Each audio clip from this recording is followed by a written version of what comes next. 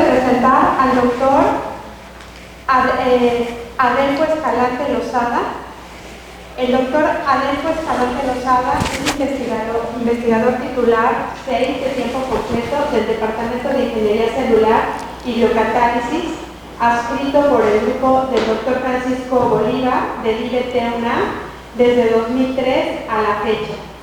Él es biólogo de la Facultad de Ciencias, maestro en biotecnología de la Facultad de Química, doctor en biotecnología también de la Facultad de Química. Sus líneas de investigación son ingeniería de vías metabólicas en cepas de Escherichia coli PTS para la obtención de cepas sobreproductoras de Shikamato, intermediario de la vía de síntesis de compuestos aromáticos. Además, estudia la caracterización genómica, transcriptómica, metabólica y fisiológica de cepas de E. coli PTS. Asimismo, estudia el análisis de la diversidad genética, metabólica y microbiana ambiental, enfocada a la búsqueda de genes de interés biotecnológico, tomando como modelo el pulque. En esta línea se ubican diversos estudios hechos sobre las bacterias, la diversidad de bacterias lácticas del pulque y la búsqueda de bacterias con aplicaciones probióticas. Es miembro del Sistema Nacional de Investigadores nivel 2, tiene PRIDE nivel D, tiene 37 publicaciones en revistas científicas internacionales, es tutor de posgrado en Ciencias Bioquímicas UNAM y Ciencias Biomédicas de la UNAM y ha dirigido diversas tesis dirigidas en licenciatura, en maestría y en doctorado. Es responsable de los cursos de Ingeniería de Vías Metabólicas en la maestría en Ciencias Bioquímicas del IBT UNAM, también de Fisiología Microbiana y Técnicas Moleculares Avanzadas en Microbiología de Alimentos. Es en la Facultad de Química de la UNAM. Tiene muchos nombramientos relevantes, como es presidente de la Mesa Directiva de la Sociedad Mexicana de Biotecnología y Bioingeniería para el periodo 2018-2020. Es miembro del comité editorial de la revista Microbial Cell Factories, grupo editorial Biomed Central de Spring Nature. Entonces le damos un fuerte abrazo al doctor Adelfo Escalante Lozada.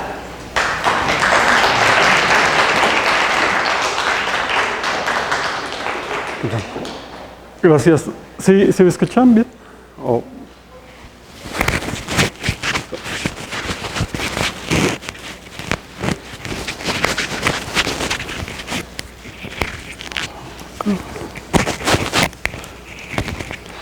Bueno, sí, ya, ok, gracias. Bueno, como lo primero que diría en esta plática es muchas gracias a los organizadores por invitarme a este evento y bueno, como les mencionó, hace muchas generaciones estuve en esta facultad, de hecho, por ahí fuimos contemporáneos Arícides y yo en algunos momentos. Y pues bueno, por diferentes razones de hacer mi posgrado en biotecnología, que era el área que me interesaba, pues emigré hacia Facultad de Química y aunque estuve pues durante varios años impartiendo algunas materias aquí en la facultad, pero pues bueno, ya quedó en un tanto en el pasado esa parte, pero pues es un gran gusto venir a platicarles sobre esto que estamos haciendo en el Departamento de Ingeniería Celular y Biocatálisis, en el laboratorio que denominamos como de Ingeniería de Vías Metabólicas.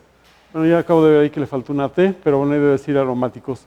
De lo que les voy a hablar son de dos cosas, de una aproximación metodológica que se llama evolución adaptativa en laboratorio, que se utiliza para la obtención de fenotipos de interés que son utilizados en el área de ingeniería de vías metabólicas para producir diferentes compuestos y específicamente les voy a platicar sobre su aplicación para la producción de un compuesto aromático que se llama Shikamato en Escherichia coli. Empezaría definiendo de manera general lo que es la ingeniería de vías metabólicas como la modificación directa de las propiedades celulares de un microorganismo modelo, en este caso Escherichia coli, a través de la modificación de las reacciones propias o inherentes a su metabolismo, o bien la introducción de nuevas reacciones que no son parte de su metabolismo y que provienen de otros organismos, a través del uso de la tecnología de DNA recombinante, técnicas de edición de genomas y de biología sintética.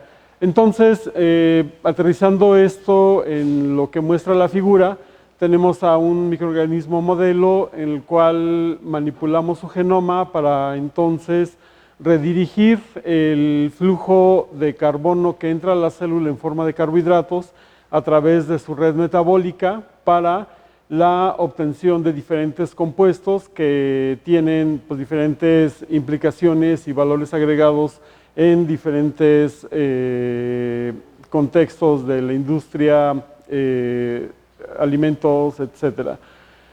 En términos generales, las principales aproximaciones metodológicas que podríamos señalar se utilizan en ingeniería de vías metabólicas. Es la ingeniería modular de vías metabólicas en una célula blanco a través de la clonación de diferentes genes de interés que se pretende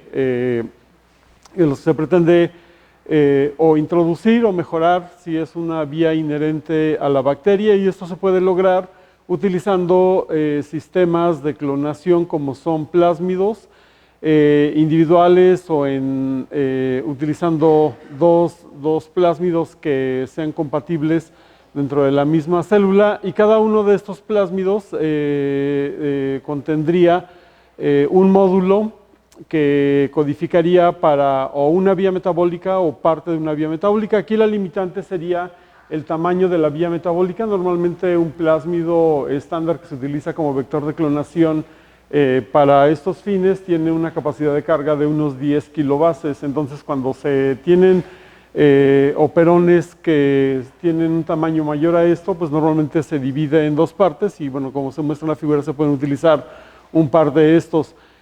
Otro aspecto interesante es la modulación de lo que sería el desempeño de los genes de una vía y el control de los flujos de carbono a través de las vías de interés por medio de jugar con la fuerza de promotores, jugar con el sitio de unión al ribosoma, modificar las capacidades catalíticas de enzimas que participan en la vía, el número de copia de plásmidos principalmente.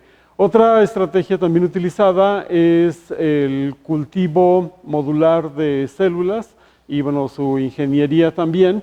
Y esta estrategia se basa en el cocultivo de dos especies bacterianas que no necesariamente sea el mismo modelo, y aquí lo que se pretende es que lo que produzca un microorganismo pueda ser utilizado como sustrato o precursor para la síntesis de un producto de interés que lo produciría una segunda bacteria. Aquí es importante destacar que este tipo de aplicaciones uno hace uso de ellas cuando algunos de los productos de la primera bacteria son tóxicos para la segunda bacteria, porque podrían decir ustedes, bueno, ¿por qué no se clona la vía de la primera bacteria en la segunda? Y hay casos en donde algunos de los compuestos, les digo, que son parte del metabolismo, pero que los requiere como precursor, tienen un cierto nivel de toxicidad, entonces pudiera ser una de las opciones. Y el último caso en donde les hablaré más es la aplicación de la evolución adaptativa en laboratorio, que, como les mencioné, permite la selección de fenotipos de interés en respuesta a mutaciones y condiciones ambientales que uno define. Abundando un poquito sobre cuáles serían ya con cierto nivel de detalle lo que en ingeniería de vías metabólicas se realizaría para sobreproducir un determinado producto, pues bueno, empezaríamos con lo que podría ser la ingeniería de los sistemas de transporte, modulando o mejorando las capacidades de transportadores que permiten el ingreso de la fuente de carbono, y por otro lado, modulando la actividad o incrementando el número de copias de sistemas de transporte que van a exportar el producto de interés. Otro punto básico y de relevancia en una estrategia de ingeniería de vías metabólicas es evitar que tengamos fugas de carbono hacia vías que no son de interés. Entonces, en esta figura se pueden ver algunas reacciones enzimáticas que tienen un tache, y en este caso se eliminan los genes que codifican estas actividades para que tengamos el flujo de carbono hacia donde nos interese. Y por otro lado, también, así como se mejora la capacidad de sistemas de importe o de exporte, también se eliminan transportadores que no se deseen para pues, ir haciendo que la cepa pues, haga lo que nosotros deseemos.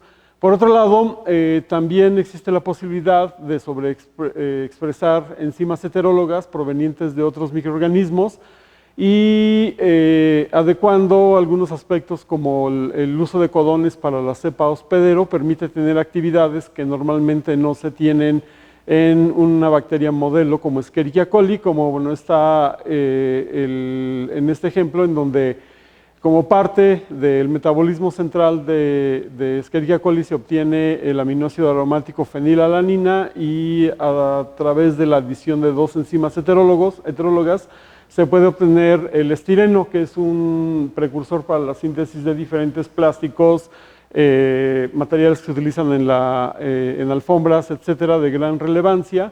Y por otro lado, bueno, este compuesto se puede obtener por síntesis química, pero la alternativa biotecnológica ha mostrado algunos aspectos interesantes de su producción. Y por otro lado, es importante destacar que se pueden obtener compuestos no naturales creados por el desarrollo de nuevas vías como resultado de la utilización de enzimas evolucionadas con actividades diseñadas a modo.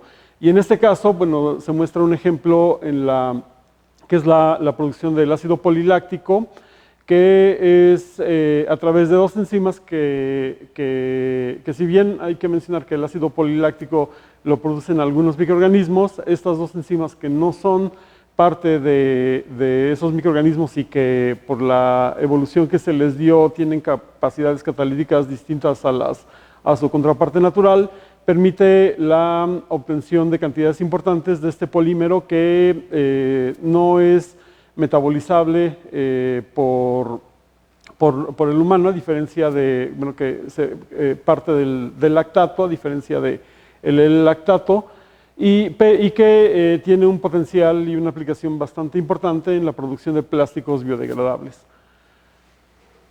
Bueno, la evolución adaptativa en laboratorio es una aproximación científica que permite el estudio de fenómenos evolutivos enfocado a bacterias en un ambiente controlado. Durante los procesos de evolución adaptativa, un microorganismo de interés es cultivado bajo condiciones definidas por periodos de tiempo que son, bueno, aquí aparece como prolongados, pero que son pues, relativamente variables, permitiendo la obtención de fenotipos mejorados. Entonces, las bacterias por sus características son modelos de gran importancia en los estudios de evolución adaptativa, ya que ofrecen ventajas que no tienen otros modelos biológicos, como que tienen requerimientos nutricionales simples. Se pueden crecer bacterias como Escherichia coli en medios químicamente definidos que contienen unas cuantas sales y glucosa como única fuente de carbono. Y esto, bueno, permite evaluar con mayor detalle el efecto de diferentes condiciones ambientales. Poseen un crecimiento rápido, pueden ser cultivados por N generaciones, hasta miles, durante días, semanas, meses o años. Y un ejemplo que podemos tomar como referencia de la duración de los experimentos de evolución adaptativa en laboratorio son los experimentos de Richard Lenski en la Universidad Estatal de Michigan, en donde sus trabajos de evolución adaptativa con Escherichia coli ha llegado a las 50,000 generaciones, ¿no? Esto lleva, creo que, más de 20 años trabajando con esto de manera continua. Y también una característica de interés es que las bacterias tienen velocidades específicas de crecimiento desde muy bajas hasta relativamente elevadas.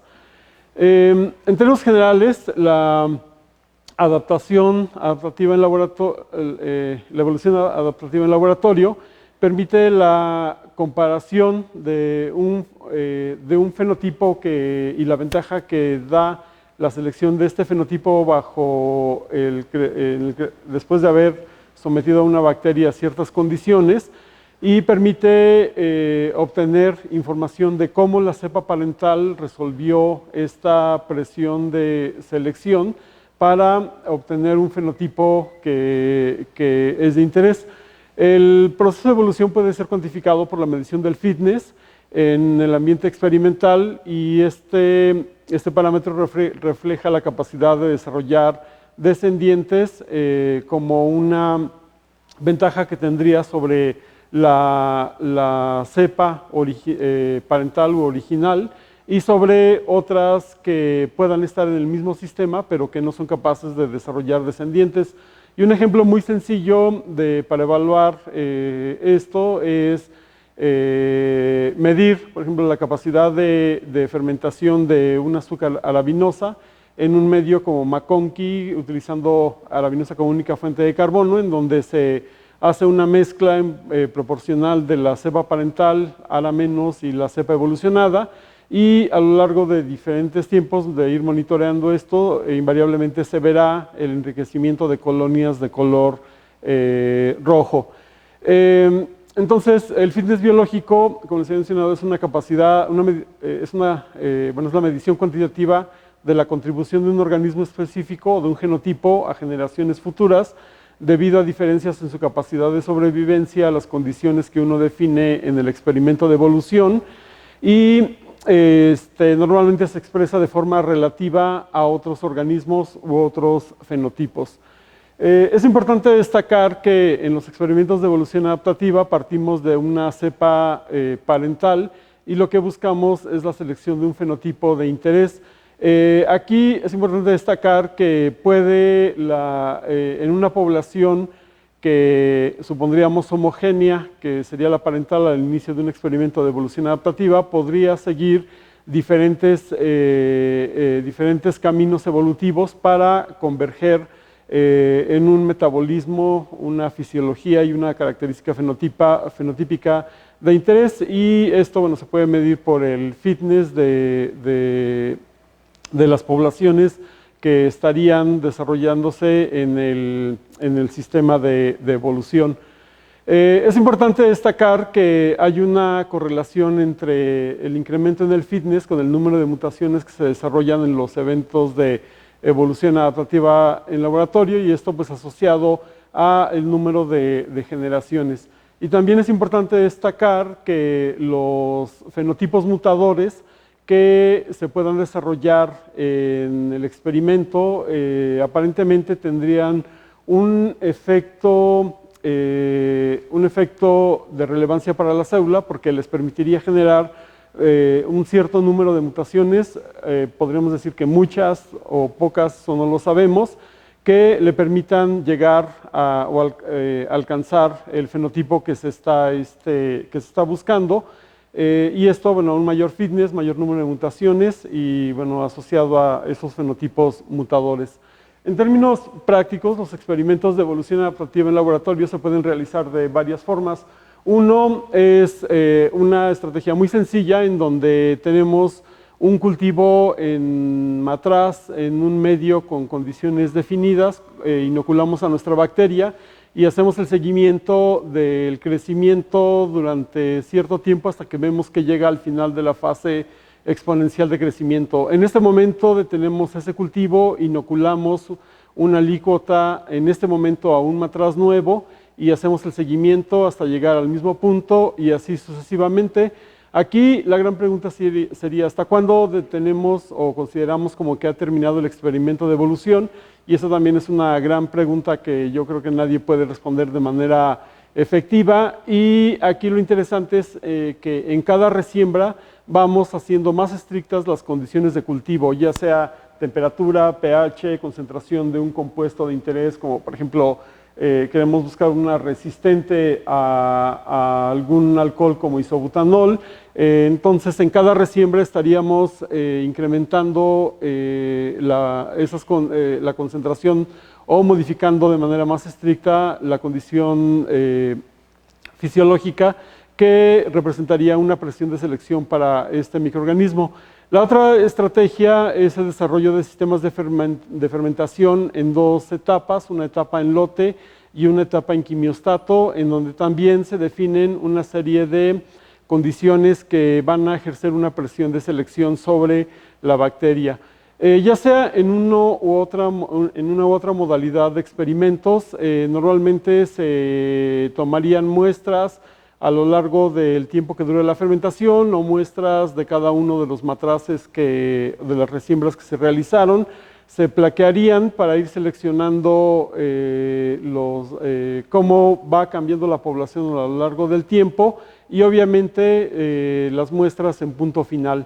Entonces, partiendo de una caracterización que ya tenemos del fenotipo parental, estas clonas o mutantes que aislamos a diferentes tiempos de la evolución y en punto final son posteriormente caracterizadas fisiológicamente y a nivel genómico o transcriptómico global o específicamente hacia ciertas vías, y nos permite entonces determinar cuáles han sido los cambios, que aquí pueden ver ustedes en otro color, que ha desarrollado esta bacteria como respuesta a las mutaciones que se sometieron originalmente a la cepa parental o las condiciones ambientales que ejercieron una presión de selección durante el experimento, y pues se compara, se define el fitness que tiene esta evolucionada con relación a la cepa parental, y se describen aquellos cambios genéticos, metabólicos y fisiológicos que desarrolló en comparación nuevamente a la parental. De forma importante, la secuenciación de mutantes intermedias y punto final permite identificar aquellos cambios que pueden ser desde SNPs, de lesiones de una sola base o regiones que involucran varios kilobases, también rearreglos cromosomales, en fin, lo que uno encuentra es bastante interesante. Ahora, específicamente en nuestro laboratorio desde hace mucho tiempo hemos estado trabajando con la aplicación de la ingeniería de vías metabólicas para la producción de diferentes compuestos aromáticos. De manera reciente, en el grupo del Dr. Bolívar, cuando me incorporé, estaban terminando una serie de proyectos de sobreproducción de los 3 aminoácidos aromáticos, triptofano, tirosina y fenilalanina. Aquí es importante destacar, y si recuerdan de sus clases de bioquímica y si no la han llevado de su bioquímica de Kinder 2, tenemos lo que se define como el metabolismo central de carbono, que involucra en Escherichia coli la vía glicolítica, la vía de las pentosas fosfatos y el ciclo de los ácidos tricarboxílicos. Del ciclo de los ácidos tricarboxílicos tenemos la síntesis de precursores para 17 aminoácidos que forman parte de las proteínas, y en lo que se denomina como la vía de Shikimoto o la vía de síntesis de compuestos aromáticos, se produce un compuesto que se llama corismato, que sería como el producto final de la vía de síntesis común de aromáticos o la vía de Shikimoto, y este compuesto es utilizado por Escherichia coli para la síntesis de los 3 aminoácidos aromáticos que conforman a las proteínas. Entonces, como les mencionaba, en el laboratorio pues, se había estado trabajando con la producción de estos compuestos, y pues aquí tenemos particularmente el Shikimoto como un intermediario de la vía. Es importante destacar que Escherichia coli tiene varios sistemas de transporte de carbohidratos, pero el más relevante es el que se llama PTS o sistema de fosfotransferasa dependiente de fosfonolpiruvato. Este sistema de transporte es el único sistema de transporte que tienen las bacterias, que a la vez de transportar un sustrato, en este caso el azúcar, lo va a fosforilar. La fosforilación del azúcar en la posición número 6 la activa para entrar directamente a la vía glicolítica, y de una molécula de 6 carbonos que conforman la glucosa se obtienen 2 moléculas de 3 carbonos, 2 moléculas de fosfonolpiruvato de 3 carbonos.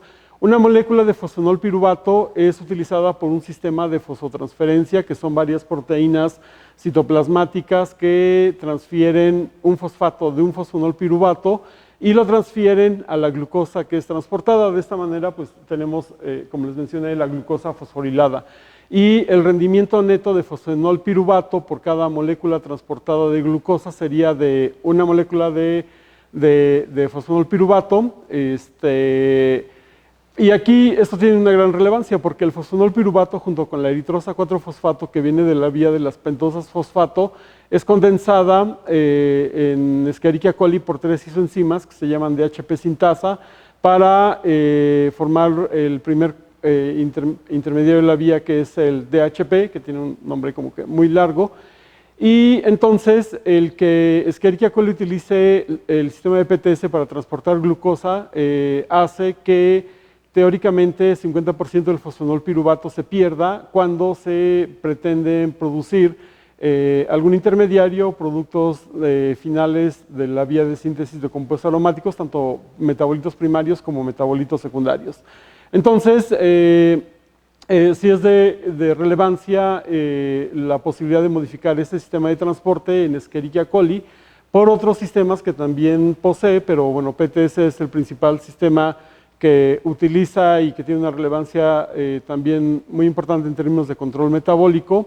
Y bueno, en este contexto, en Escherichia coli, recuerden ustedes, es una bacteria gram negativa, tenemos una membrana externa, el espacio periplásmico y la membrana interna.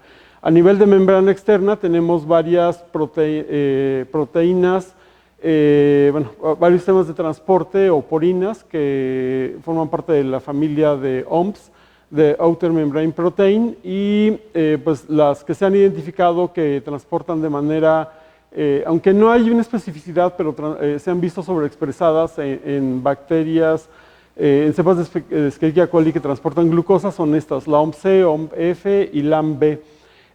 Una vez la glucosa en el periplasma, como les había mencionado, es transportada de manera preferencial por el sistema de PTS, que está compuesto de 2 componentes de membrana y varios componentes citoplasmáticos.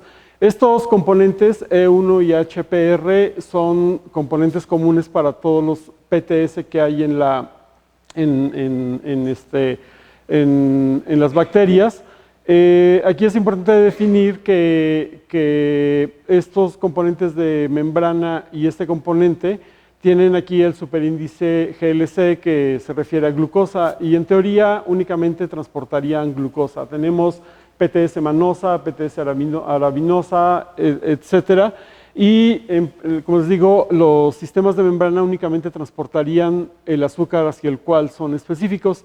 Y estos sistemas, estos componentes citoplasmáticos, la enzima 1 y HPR, son los responsables de acarrear el fosfato de fosfenol piruvato de una forma no fosforilada a una forma fosforilada. E1 fosforilado lo transfiere a HPR no fosforilado. HPR fosforilado lo transfiere a otro componente citoplasmático que es específico del sistema PTS glucosa y este finalmente lo transfiere al componente de membrana, el componente que está viendo hacia el citoplasma y en este momento se trasloca la glucosa fosforilándola. Sin embargo, existen otros sistemas que podría utilizar tentativamente Escherichia coli para transportar glucosa, que son 2 sistemas, una permeasa de galactosa que transporta a favor de un gradiente y acoplado al transporte de un protón, glucosa, y el sistema MGL-ABC, que es un sistema que se denomina ABC porque el ABC significa de ATP binding, y estos sistemas que están conformados por 2 o 3 subunidades tienen un módulo que permite la hidrólisis de una molécula de ATP y la energía que se libera genera un cambio estructural permitiendo el transporte del soluto al cual es específico.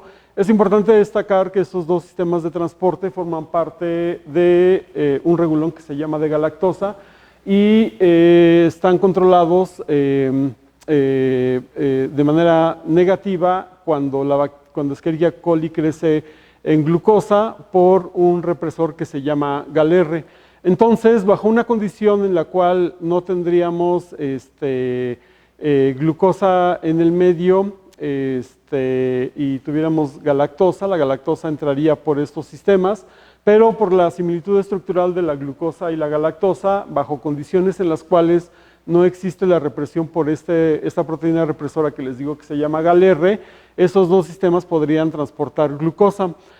Sin embargo, como pueden ver aquí, a diferencia del sistema PTS, la glucosa entra sin ninguna modificación química y requiere de la acción de la glucosinasa para fosforilarla y entonces entrar a la vía glicolítica. Y aquí pueden ver ustedes que si la glucosa entra por ese sistema, requiere de 2 moléculas de ATP para tener finalmente glucosa fosforilada, y si entra por este camino, requiere de la inversión de un ATP para fosforilarla y activarla, a diferencia del sistema de PTS, que no involucra el consumo de ATP, pero pues sí a expensas de una molécula de fosfonolpiruvato con las implicaciones que ya les mencioné.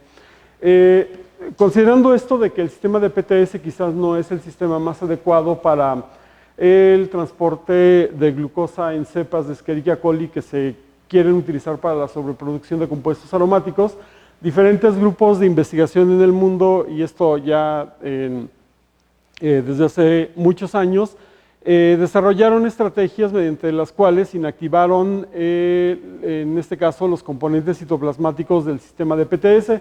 Estos están codificados en un operón que está conformado por los genes PTSH, que codifica para HPR, PTCI, que codifica para la enzima 1, y CRR, que codifica para el componente 2A-glucosa. Entonces, como resultado de la inactivación, en este caso realizado en el grupo del Dr. Bolívar en 1996, reemplazando por un cassette de canamicina el operón, se obtuvo una cepa que ahora es PTS-, y aquí de manera muy importante, fíjense en esto, aquí tienen la velocidad específica de crecimiento de la cepa silvestre a la cual se le inactivó el sistema de PTS, y la cepa silvestre tiene una mu de 0.71 horas a la -1, su velocidad específica de crecimiento.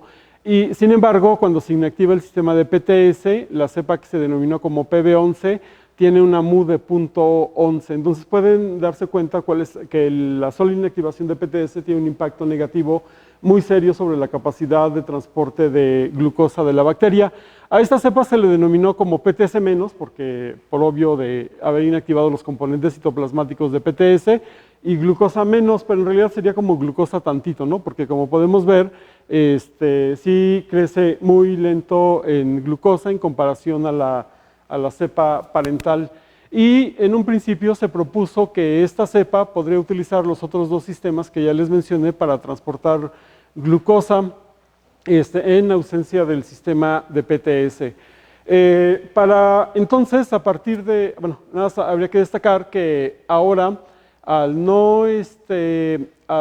ya no haber en la cepa PB11 PTS y ya no consumirse una molécula de fosfonolpiruvato, teóricamente todo el fosfonolpiruvato que viene de una molécula de glucosa se puede ir hacia la vía de síntesis de compuestos aromáticos.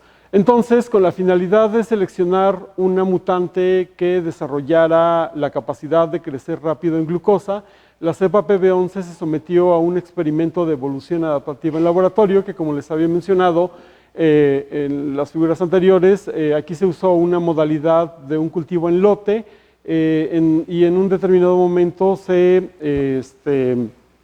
pasó a modo continuo de quimiostato. Entonces, aquí de forma interesante se fue siguiendo el fenotipo de la población en esta condición de evolución, y recuerden ustedes que la cepa PB11 tiene una capacidad muy muy lenta de crecer en glucosa. Entonces, si plaqueamos una alícuota de la cepa PB11 en agar-MacConkey con glucosa como única fuente de carbono, vamos a ver únicamente colonias de color blanco. Sí, se acuerdan, ¿no? Que el agar-MacConkey con un azúcar genera colonias rojas y son indicadoras de que está fermentando ese azúcar, y si son colonias blancas es de que crecen porque están utilizando otros componentes del medio, pero no tenemos la indicación de fermentación a través del cambio de color a rojo o rosita de las colonias.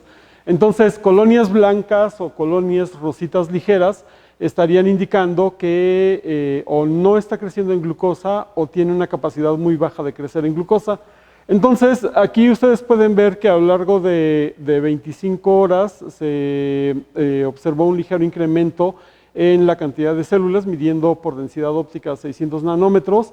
A las 75 horas había ya un incremento relativamente importante en comparación a la cantidad de células iniciales, pero aquí pueden ver de manera muy interesante que la cepa en el sistema, en la fase en lote, entra en fase exponencial, lo cual entonces indica que a partir de las 75 horas empieza a crecer utilizando la glucosa como fuente de carbono, y haciendo el seguimiento en MacConkey se puede ver que pasando las 50 horas empiezan a aparecer colonias rositas, rojas, y bueno, finalmente se pasa a una etapa de quimiostato en donde se controla la cantidad de glucosa que se introduce para seleccionar mutantes con una capacidad de crecimiento definida.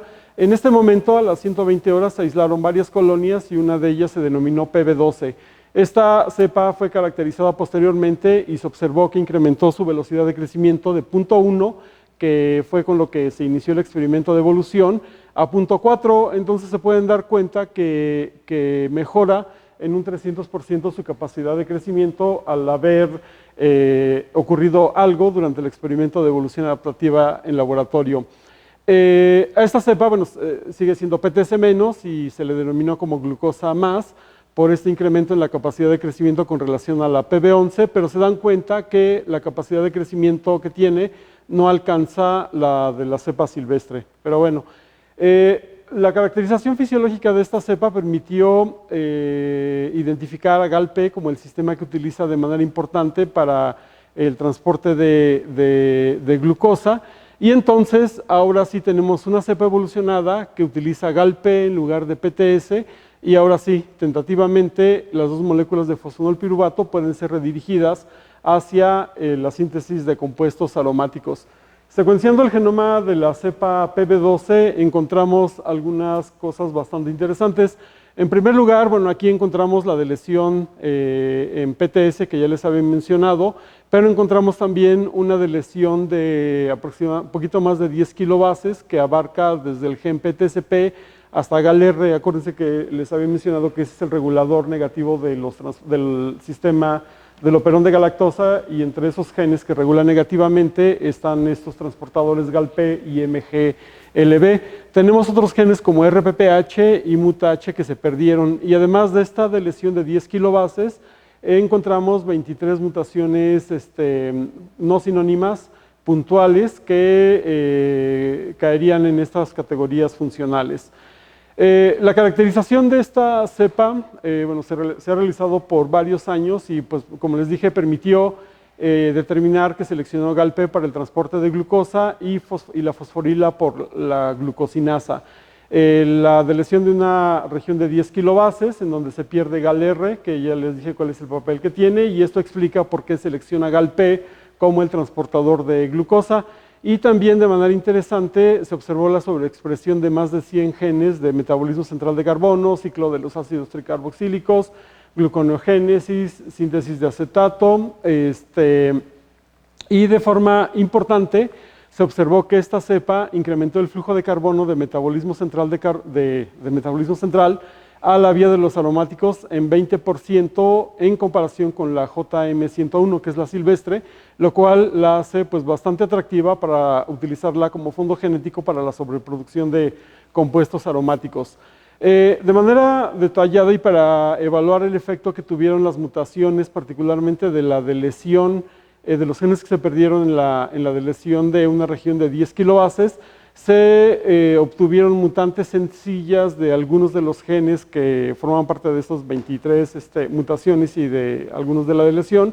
Y de manera importante, fíjense ustedes, aquí se inactivó únicamente el gen RPPH, que está acá en la región que se perdió, y la sola inactivación de este gen en la PB11 hace que la MU se incremente de 0.13 a 0.34. Entonces, esto nos llevó a suponer que este gen tiene un papel relevante en el proceso de evolución y que posteriormente, pues, dio lugar al desarrollo de una población capaz de crecer rápido en glucosa, a partir de la cual se seleccionó la evolucionada PB12. Nada más aquí dejen mencionarles rápidamente que RPPH es una enzima que degrada mensajeros y este sistema forma parte de un sistema de control de la vida media de los mensajeros. Y aquí suponemos nosotros que al perder RPPH fue por esto que observamos esto de la sobreexpresión de más de 100 genes en diferentes secciones del metabolismo que se analizaron.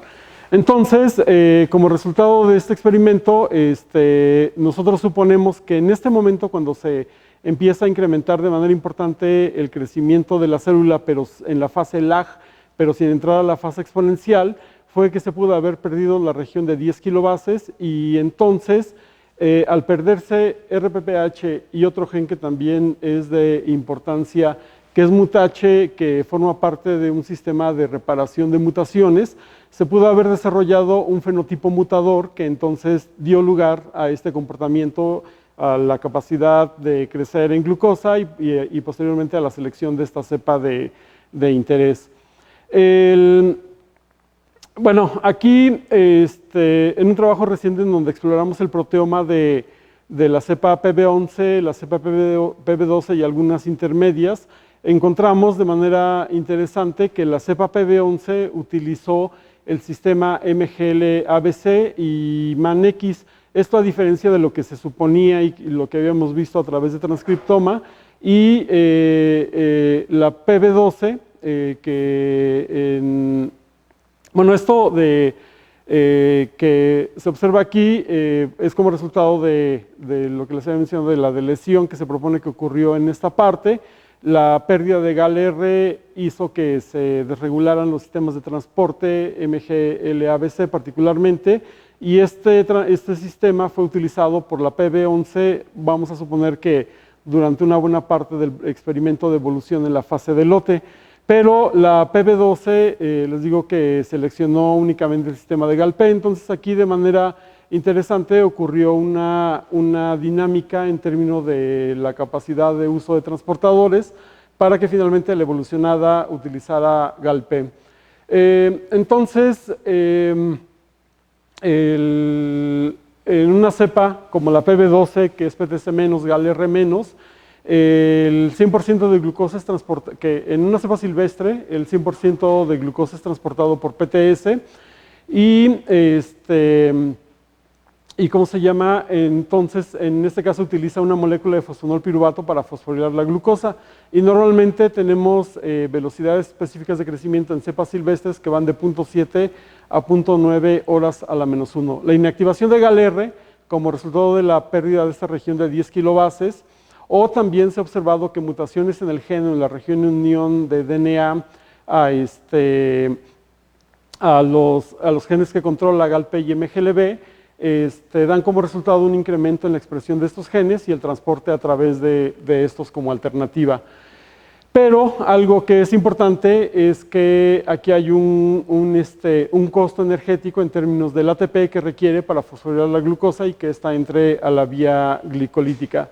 Bueno, específicamente ya con esta cepa y con esto que les comenté que se observó mediante un análisis de flujo de carbono que incrementaba en 20% el flujo de carbono, es decir, fosfonol piruvato y eritrosa 4-fosfato a la vía de síntesis de aromáticos, se decidió ya de manera más reciente obtener una cepa sobreproductora de Shikimato. ¿Por qué de Shikimato? El Shikimato es un compuesto que se utiliza como precursor para la síntesis química de compuestos antivirales como el oseltamivir fosfato, que como ustedes saben es un antiviral que se utiliza para el tratamiento de diferentes tipos de influenza, como la H5N1, la H1N1, que son de gran relevancia para el humano, pero también se utiliza para el tratamiento de infecciones de influenza de tipo estacional, de esas que dan como a final de año, principios de año, y de forma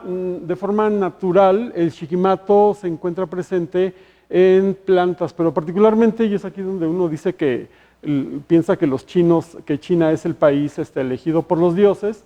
Una planta que se cultiva exclusivamente en China, que pertenece al género Illicium, que es el anís estrella chino, es la planta que más Shikimato acumula de todas las variedades de anís que hay en el mundo.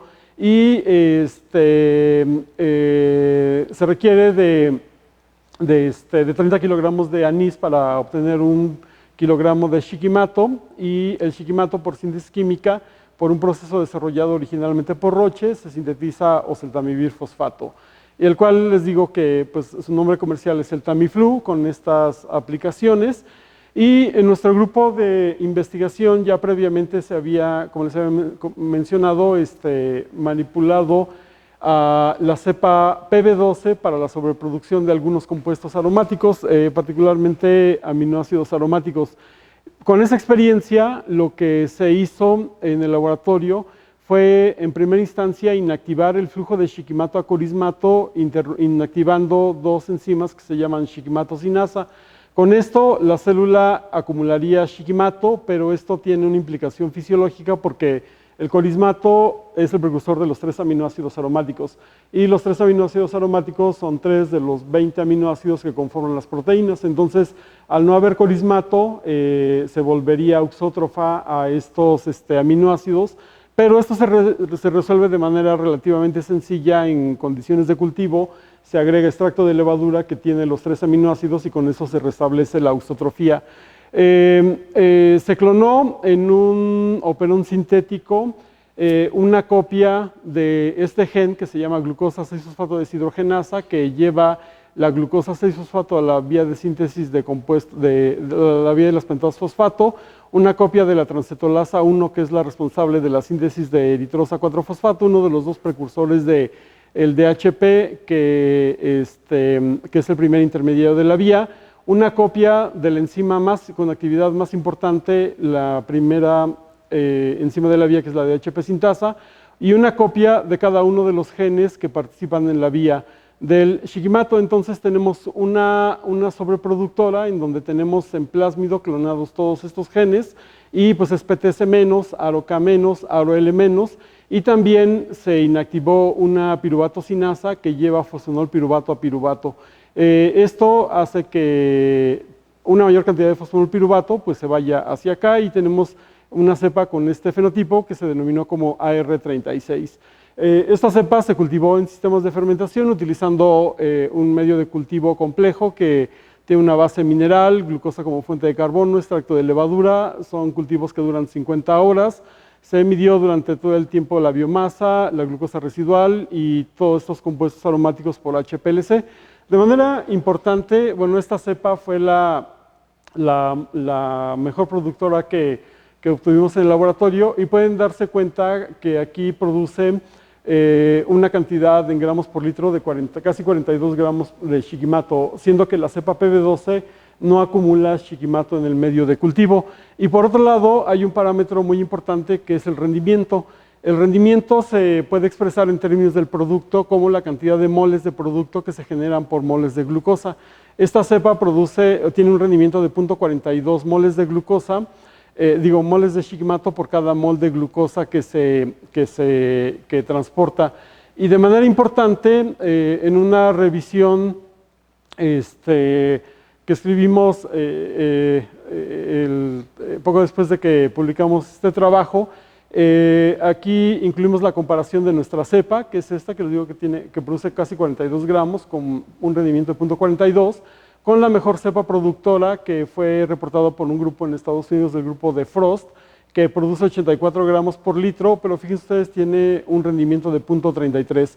Cabe destacar que esta es la cepa que desarrolló este grupo Roche para producir Shikimato por vía fermentativa, como una alternativa a la producción de Shikimato a partir del anís estrella chino. Y aquí algo que quiero que observen es que el rendimiento máximo teórico que tiene para Escherichia coli para la síntesis de Shikimato es de 86%. Es decir, que si Escherichia coli si le damos 10 gramos por litro de glucosa, teóricamente de esos 10 gramos por litro puede formar 8.6 gramos por litro de Shikimato, puesto que el peso molecular de la glucosa y el shikimato son muy similares, el rendimiento mol-mol, o sea, es muy similar a gramo-gramo. Entonces, mientras haya un rendimiento más cercano al teórico, implica que la cepa en cuestión puede producir todavía más el compuesto de interés, ¿no? Y en este caso nuestra cepa pues tiene un rendimiento mayor al de Frost, lo cual pues la hace todavía más interesante. Y en un trabajo más reciente, jugando con condiciones de fermentación basados en un diseño experimental, se subió la producción de 42 a 60 gramos por litro, con un incremento, esto representa un 40%, y esto les digo que únicamente jugando con las condiciones de fermentación. Ya finalmente les había comentado que en un experimento de evolución adaptativa quedaría una cuestión interesante por definir. Si a nivel de la población con la que se inicia un experimento de evolución adaptativa, habría una heterogeneidad poblacional en la cual una parte de la población seguiría un camino y otra otro camino para llegar a un punto de convergencia genómica, fenotípica, metabólica. Con base en esta pregunta, bueno, ya les había mostrado aquí el número de mutaciones que encontramos en la cepa PB12, la pérdida de la región cromosomal de 10 kilobases, 23 mutaciones sinónimas, y en el trabajo de Susi Carmona, como parte de su proyecto de tesis doctoral, ella, para responder a esta pregunta de que si volvemos a someter un proceso de evolución, obtendríamos mutantes con las mismas características, la respuesta fue sí, se obtuvieron mutantes PTS menos glucosa más con una mu parecida a la PB12, pero aquí lo que les quiero comentar es que de 5 mutantes seleccionadas en 3 experimentos de evolución distintos, pueden ver ustedes que, por ejemplo, esta que se denomina SB1 solamente tiene 2 mutaciones. Esta SB24 tiene también 2 mutaciones, SB3 3 mutaciones, SB38 3 mutaciones, pero esta SB28 tiene 1, 2, 3, 4, 5, 6, 1, 2, 3, 4, 5 mutaciones. Y solamente esta mutante de las que se seleccionaron fue la que presentó la pérdida de una región cromosomal similar a la que les había comentado en la PB12. Pero de forma relevante, todas las mutantes presentaron una mutación en el gen GALR, lo cual nos lleva a concluir que la pérdida o la pérdida por delesión o la inactivación de la función del regulador GALR es un evento esencial para que una cepa PTS- pueda adquirir la capacidad de crecer rápidamente en glucosa bajo una condición de estrés nutricional que impone el experimento de evolución adaptativa en laboratorio. Ya finalmente, pues señalaría que la aplicación de la evolución adaptativa en cepas de Escherichia coli PTS- para la selección de derivadas PTS- glucosa más, resulta en la selección de GALP, MGLB y probablemente MANX como sistemas alternativos de transporte de glucosa en ausencia de PTS. Eso, bueno, ya lo hemos visto nosotros y otros grupos que también han trabajado con en este contexto lo han demostrado. Estas cepas fosforilan glucosa a partir de ATP,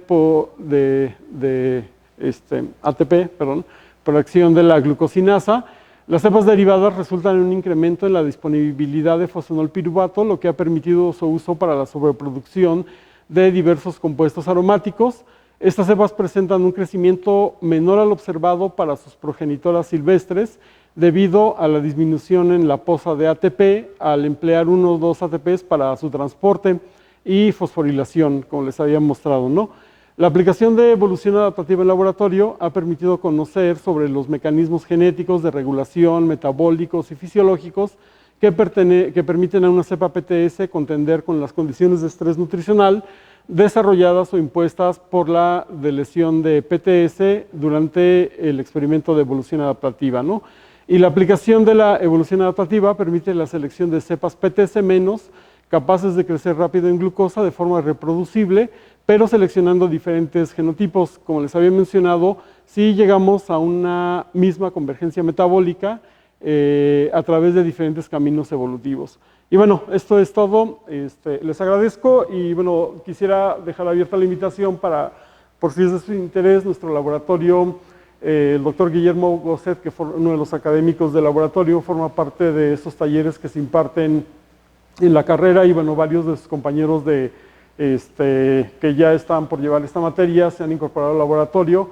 Algunos de ellos se encuentran ahorita desarrollando proyectos de posgrado. De hecho, estos experimentos que les mostré aquí son de un alumno que llegó como parte del taller, que se llama César Aguilar, que se siguió hasta doctorado y pues realizó una aportación muy importante sobre el conocimiento de este sistema y de lo que les he platicado. Y pues también el IBT como ustedes saben, sede del posgrado en Ciencias Bioquímicas, que pues es una alternativa para continuar con su formación como científicos al terminar su carrera, su licenciatura como biólogos, ¿no? Gracias.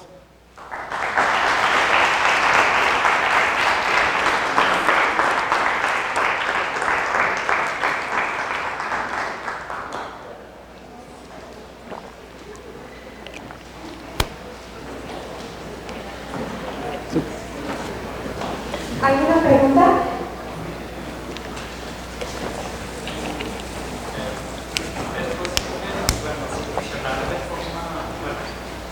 Predecir qué fenotipo se va a obtener mediante un medio específico, o sea, hacer como dirigir la evolución para generar fenotipos, para hacerlo más sencillo. Ajá, de hecho, esa sería como la ventaja que tiene la evolución adaptativa, porque en este caso lo que les mostré es, tenemos una cepa de la que partimos que es PTS- y glucosa como que malita, ¿no? Y lo que queremos es ponerla a crecer en un medio que tiene glucosa como única fuente de carbono y haga como le haga, si puede resolver ese estrés al que es sometida, va a desarrollar un fenotipo PTS-, obviamente, y glucosa más. Entonces, normalmente, en función del fenotipo que te interese, tú defines o diseñas el experimento de evolución. Puedes generar una o varias mutaciones en la cepa con la cual partes y esas mutaciones le pueden ayudar a resolver el problema, pero sí vas a obtener un fenotipo que tú deseas, ¿no? Genéticamente, como les mostré, no sabemos qué tan complejo no puede ser la solución, pero sí tú puedes diseñar un experimento para seleccionar un fenotipo deseado.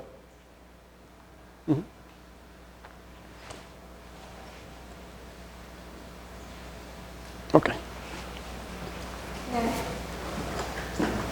Le agradecemos al doctor su participación. Gracias.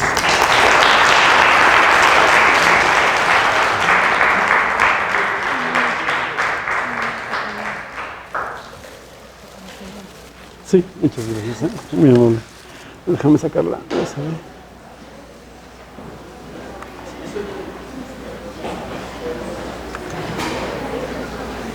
Listo. Muchas gracias, Vice. No, al contrario. Agradezco mucho. No, muy amable y gusto en verte. En nuestro 10º aniversario, nuestro 10º. Exacto. Sí. Hola, ¿cómo estás? ¿Cómo estás? Sí, te vi. Dije, no habías llegado. ¿Cómo estás? ¿Bien? Sí, aquí andamos. Voy a tomar la botella. Bueno, hasta luego, gusto en verte. Muy bien. Ay, les dejo. Me la ando llevando.